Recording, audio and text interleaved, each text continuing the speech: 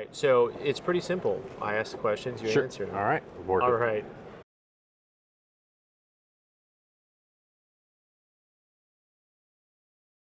All right, I'm here with Owen Linzmayer, and I am at the Baltimore show, Whitman We Connect.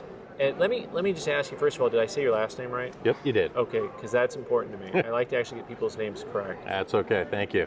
So tell me a little bit about what you do currently. So I am recently an employee of Whitman Brands. 3 years ago, they purchased my catalog, the Banknote book. Okay. And that is a book that is a catalog of all world notes from beginning to end, every country in the world. It's being published online, and we are working our way through digitally publishing each country of the world. We've worked up currently about 10,000 pages of detailed information. My head is already ready to explode. Yeah, it's a lot. I mean, we've covered over 320 individual countries, and we try to do from beginning to end, soup to nuts, their earliest issues all the way to current day. Of course, there's only 190 some odd, extent countries in the world now.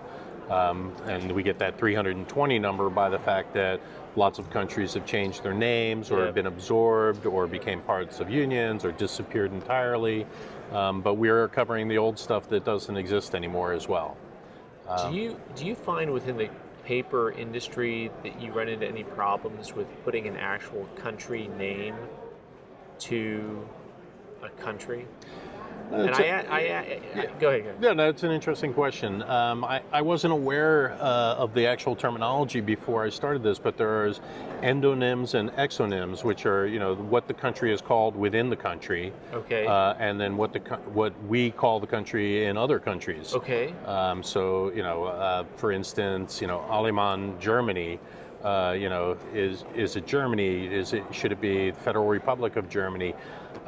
You get into some issues there about some people want to be political and do this, but I'm writing a catalog for English language speakers, so I'm going to translate everything into English, but also we try to represent in the catalog.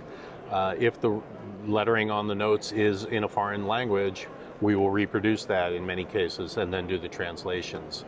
But it is an interesting question because country names do change over time. So do you need to find out kind of what the people who lived there at the time consider themselves to be? Is that I mean, sometimes there is some argument over it. Like right now I'm working on the very early issues from Ceylon. And Ceylon is now Sri Lanka. Yes. So they changed their name in, I forget when, sometime in the 20th century, they changed their name. Persia changed their name to Iran. And so my feeling is that people shouldn't necessarily need to know the history of the country if they can look at the note and see the physical object and say, what does it say on there? If it says Persia, then they should look in the chapter and say, oh, there's Persia. And then in the chapters themselves, there's a lot of wayfinding information. So you can go between. So I'll say for earlier issues, see this country. For later issues, see this country. Because I'll explain that they changed their name and why they changed their name. There was a time when, in the old Krauss publications, Newfoundland was under N. And not under C. It wasn't under Canada, it was under Newfoundland, right? And so it's very interesting just thinking about how you are able to put together a descriptor for people to know, like, where they, where the banknote or the coin goes. It's a challenge that most people wouldn't consider. And to be fair, I have Newfoundland as a separate country because it was a separate country or colony, at one point before it got absorbed into Canada. But if you're a Canadian collector, you will collect Newfoundland because it's part of the wider audience. In a electronic world, now are you able to have click? You can cross reference pretty easy. Like, how is this going to work out? What's the catalog? Well, right now it's essentially the catalog is presented as a series of PDF files online. Okay. So we get the look and feel of a paper page, but on a screen. Right. We have plans in the future to do in-print edition, but of course, with the catalog right now spanning 10,000 pages of information, it's going to be a multi-volume, very expensive reference set. But if you are a dealer and you need to know something about these banknotes, it's better to have 10 volumes that are all consistent rather than paying $100 for one country's specialized volume. Lots of catalogs. So would your preference in making a catalog like that be having it listed alphabetically or chronologically? And what I mean by that is, once again, going back to the coin industry and growing up with the books, and even the paper money books that Krause produced were also time period based, right? So you had your 1960 and newer, and then you had your 1959 and older on the currency. Sure. And coins were by century. So if you get to the point where you get to make a big paper production, it's however many volumes it takes, is it ignoring your time basis completely and just saying we're starting with A and working to Z? So interesting you mentioned that. Like you said, the standard catalog did split between 3 volumes, specialized, general, and modern. But when they originally started publishing, they just had one catalog. And the reason they split the catalog is simply because the physical limitations of printing a book are about 1,500 pages. And so at some point they reached the limit of what they could shove in one physical book, and they made the arbitrary distinction of, I think, 65 or something, and said that's modern issues. Mostly, I think that was based on the fact that a lot of African countries got independence. Their colonial countries achieved independence, around that time period. So they figured it was probably a good time, a break. I've always found it frustrating, and talking to dealers and other collectors, they found it frustrating that they go grab the catalog and then they flip through it and they go, oh, nope, it's not in this one, it's in this one. So my feeling was, look, a chapter, a country should be together. It shouldn't be broken up based on, some arbitrary date. And so in my the geography should dominate. Yeah. I hadn't even really thought about this, but then I was having a conversation with someone who collects medieval coins. And he was showing me coins. He's like, well, the 2 different countries that have maintained this region, neither of them accept these as their coins. I was like, what do you mean? But historically, the one group says, well, no, that's not us. And the other group also says that's not us. But geographically, it's from here. Right. And so it was like, I had never even thought about it. And I was like, what a weird world we live in, right? Like, between paper money and coin collecting, as lines change on a map, what happens with the numismatic stuff that we collect? Yeah, well, that's a very interesting question you bring up, because for a long time in my catalog, I didn't have little maps in the introduction of the country. Because, quite frankly, I didn't want to pay to get the licensed imagery. Right. And then the other problem is, no matter what map you put in there, it's wrong, because it's just a snapshot in time. Yes. And so if you look at Germany today, the boundary of Germany today is much different than the boundary of Germany, 50 years ago and 100 years ago. These things are nebulous. These things we call Germany. Poland, same thing. I mean, lots of countries, their borders change, and it's just a snapshot. And I always tell people, like, we live in an internet world. You can look it up online, but it is nice to have a quick reference and go, geez, I'm not really sure where some of these little oddball countries are that I've never heard of. So it's nice to be able to show people, oh, that's in the South Pacific, but an island looks like an island. They're all the same.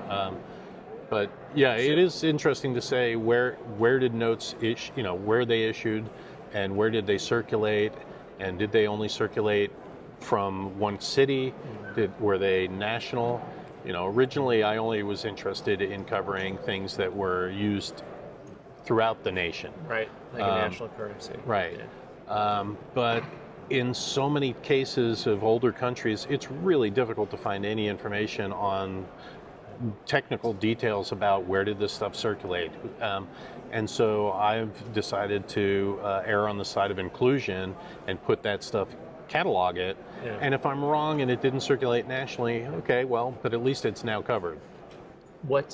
So, did you used to collect coins as a kid, or you got straight into paper money? Used to collect coins because, Yeah. pocket And then you change. joined the good team, the good guys, after a while. Well, I kind of, as a schoolboy, you collect coins, and then at some point you fill in all the Whitman books with, the little slots, and then you're done because you're never going to be able to afford the 1909 VDBS, and Right. so I wasn't really into banknotes until I was in Europe as an adult, prior to the introduction of the euro. And it dawned on me that all this beautiful paper money that I was experiencing was going to disappear very quickly. Yeah. And so I set a goal for myself to get one of each of the notes that is going into the Eurozone. And then it kept growing, and So do you still, one of every country. And do you still find new finds?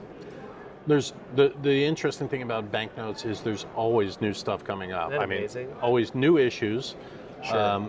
New discoveries of old things. Yes. And That's what I was thinking. Yeah. Like, something comes up and it's like, wait a second, I don't have this anywhere in our reference. Yeah. Sometimes, there are a lot of notes that we know exist based on historical, official records, Yeah. but have never been seen before. Yes. And, it's, for me, I can't afford those notes, but it's very satisfying when I get an image of a note like that and I can break the story and put it in my catalog and illustrate it for the first time. That's very satisfying. That's cool. I've this is that ability to really do research is so helpful in this. There was actually a coin that was Spanish colonial coin that was dated 1872 instead of 1782, and they had record from the royal records that this existed, but they didn't have any because they did such a good job recalling them all. Yeah. And then the El Cazador shipwreck gets pulled up and they find 4 of them. That's And very so, it's a coin from the future because it's dated 1872 and it was produced in 1782. And so that's the type of thing as a researcher, it's just like, blows your mind. Yeah, recently some dealers made a deal with the Central Bank of Mauritania, and they went to Mauritania and they said, we'll clear out your vaults of all your old issues. And so they basically cut a deal, and they had to take a lot of junk stuff to get to the good stuff. And the good stuff in this case was 50 years ago, Mauritania was entertaining apparently a new currency design, and they got De La Rue out of London to print up some notes for them. And while the details been lost to history, what we do know is that there were these specimen notes from De La Rue that have been on the market now for 5 years or so. And all the world knew about were these specimens. And the assumption had always been that, they only printed specimens, and for some reason they never advanced. Never circulated. What actually happened was they printed specimens of the notes. They printed, the actual notes in quantity, shipped them to Mauritania, and put them in the vault, and for some reason never issued them. Wow. Well, these now are on the market, the issued version of these notes. So this is an unadopted design that is, up until now, only been known as a specimen note. So on those particular notes, are they just not countersigned or not numbered, or? No, they are fully formed, printed notes, signed, numbered, ready to go. So, but from what we know of history, they didn't circulate at all. No, they never circulated. And that's wild. We don't know why. The people, who were there, who ordered them, are all long gone and maybe dead at this point. But it could be, you could think that they were playing two printers off of each other, G&D and De La Rue, and so they said G&D had been printing their notes, so maybe they were like, hey, we can get De La Rue to take it over, and so maybe De La Rue said, we'll print up these notes for free, Or it could have been that they set them up as a reserve currency. In some cases, there's been histories of countries printing up notes in reserve for fear that maybe they're going to be invaded and they're going to need to quickly change out their notes. With Mauritania, that doesn't make as much sense. Right. But again, we don't know. But this is one of these cool things that comes up. 50 years ago, these things were put in a vault, and they just got on the market now, and they come out and they look like they were printed yesterday. They're beautiful. So cool. Yeah. Are you? Do you have anything that you collect? I do collect world notes. Okay. I'm mostly attracted to new anti-counterfeiting security features. Okay. So that's kind of a focus of mine. I also collect airports on banknotes for some reason. Okay. That's fair. There are many different ways that you can collect thematically that I love. This is why I love banknotes. Is you can tell me whatever you're interested in real life, and I can probably figure out a way that you could collect that on banknotes. Yes. But my focus is mostly on modern notes because I like the colors, the anti-counterfeiting designs, availability. Yeah, pricing is also an issue, but I am also interested in collecting the images of notes from my catalog. I'm more excited about getting an image of a note that I don't have illustrated yet than I am about getting an actual note for my collection. You know, because if I can get that old note image, even though I don't own it, it's great to be able to add that to the image archive and illustrate it in the catalog for the first time. Yeah, that's very cool. Well, this sounds like a lot of exciting work. It is a lot of work. It's never going to be done. Yeah. But I really enjoy meeting people who share this passion, who are helping me from all over the world, feeding me information all the time, and making the catalog better and better every day. Yeah. Well, appreciate the time, and nice to meet you. And good luck with all of it. Thank you very much. All right. Nice to meet you. Yeah.